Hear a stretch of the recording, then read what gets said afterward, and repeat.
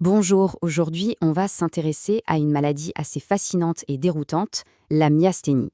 Vous êtes-vous déjà demandé ce qu'il se passe quand le dialogue, normalement parfait entre vos nerfs et vos muscles, commence à avoir des ratés? Eh bien c'est exactement le défi que vivent les personnes atteintes de cette maladie. Alors, pour bien comprendre, imaginez un peu ça. Une faiblesse musculaire qui n'est pas là tout le temps. Elle débarque, elle s'aggrave quand on fait un effort, ou même juste au fil de la journée. Et c'est là que ça devient vraiment étrange, elle diminue et peut même disparaître complètement juste avec du repos.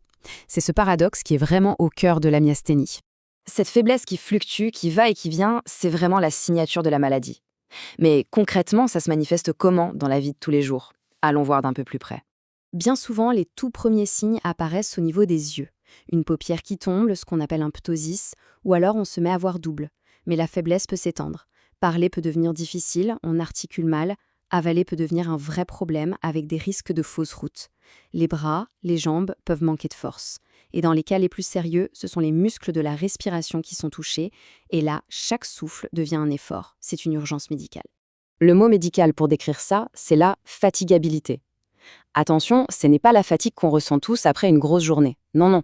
C'est une vraie perte de force d'un muscle quand on l'utilise de façon répétée. Pensez à la batterie de votre téléphone qui se viderait super vite, mais qui se rechargerait comme par magie dès que vous le laissez tranquille. C'est exactement ça. Et c'est pour ça que les symptômes sont souvent bien pires le soir. Bon, la grande question c'est pourquoi? Pourquoi cette faiblesse? Pour le comprendre, on doit faire un zoom, mais alors un zoom énorme, à une échelle complètement invisible, là où les nerfs donnent leurs ordres aux muscles. Et nous y voilà. C'est ici, la zone critique, la jonction neuromusculaire. C'est un point de contact microscopique, un tout petit espace où l'ordre électrique du nerf doit devenir une action mécanique dans le muscle. C'est un maillon essentiel, et c'est là que tout se joue. Quand tout va bien, la mécanique est parfaitement huilée. Le nerf libère un messager chimique qu'on appelle l'acétylcholine. Ce messager, c'est comme une clé. Il traverse le petit espace et vient se fixer sur des récepteurs à la surface du muscle qui sont comme des serrures. La clé entre dans la serrure, la porte s'ouvre et le muscle se contracte. Simple et efficace. Le problème avec la myasthénie, c'est que c'est une maladie auto-immune. Qu'est-ce que ça veut dire? Eh bien, ça veut dire que le système immunitaire, notre propre système de défense, se trompe de cible. Il se met à attaquer nos propres cellules comme si c'était des envahisseurs. Ce schéma illustre parfaitement ce qui se passe. À gauche, tout est normal. Les clés trouvent plein de serrures disponibles. Le message passe à 100%. À droite, c'est la myasthénie. Des anticorps fabriqués par le système immunitaire sont venus se coller sur les serrures. Ils les bloquent. C'est comme si on avait mis du chewing-gum dans la serrure. Les clés sont toujours là, mais impossible pour elles de rentrer. Du coup, le message passe mal et le muscle reste faible. Et qui est souvent le chef d'orchestre de cette attaque? Une petite glande qu'on a dans le thorax, le thymus. C'est un peu le centre de formation de nos cellules immunitaires. Et chez beaucoup de patients, ce thymus a un problème et semble jouer un rôle majeur dans la fabrication de ces mauvais anticorps. Alors, comment les médecins font-ils pour prouver que ce sabotage microscopique a bien lieu? Eh bien, ils se transforment en détectives et mènent une véritable enquête pour poser le diagnostic. En général, l'enquête suit 3 grandes étapes. D'abord, l'examen clinique, où le médecin va tester la force musculaire et essayer de retrouver cette fameuse fatigabilité. Ensuite, un examen électrique, l'électromyogramme, pour écouter la communication entre le nerf et le muscle.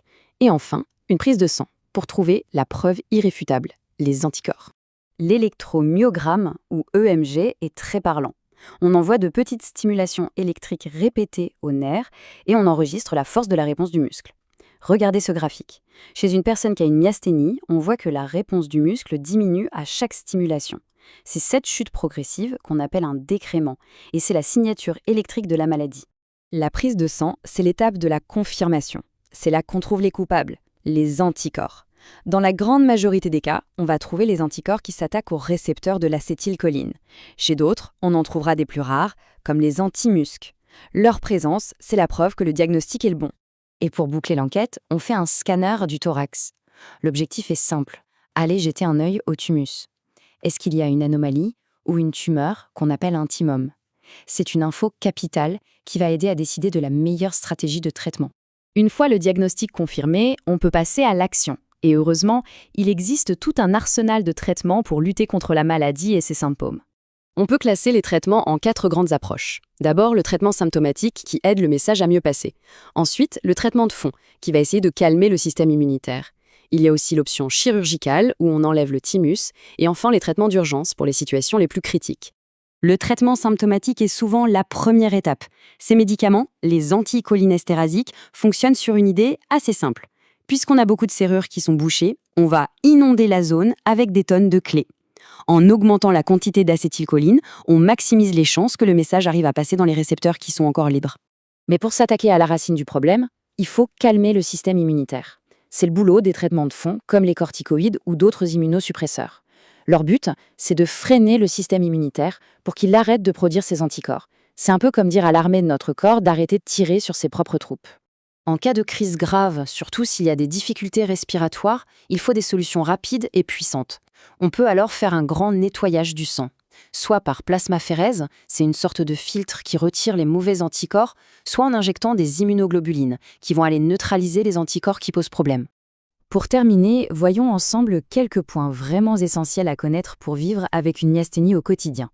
Ça, c'est l'un des points les plus importants. Il y a une liste de médicaments à éviter à tout prix. Certains antibiotiques, des bêta-bloquants, même en gouttes pour les yeux. Ces produits peuvent gravement aggraver la faiblesse musculaire. Cette liste, la personne malade doit la connaître et la signaler à chaque fois qu'elle voit un professionnel de santé. Il est aussi vital de savoir reconnaître la complication la plus redoutée, la crise myasthénique.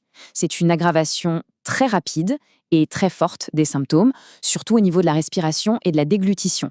Ça, c'est une urgence vitale qui demande une prise en charge immédiate à l'hôpital.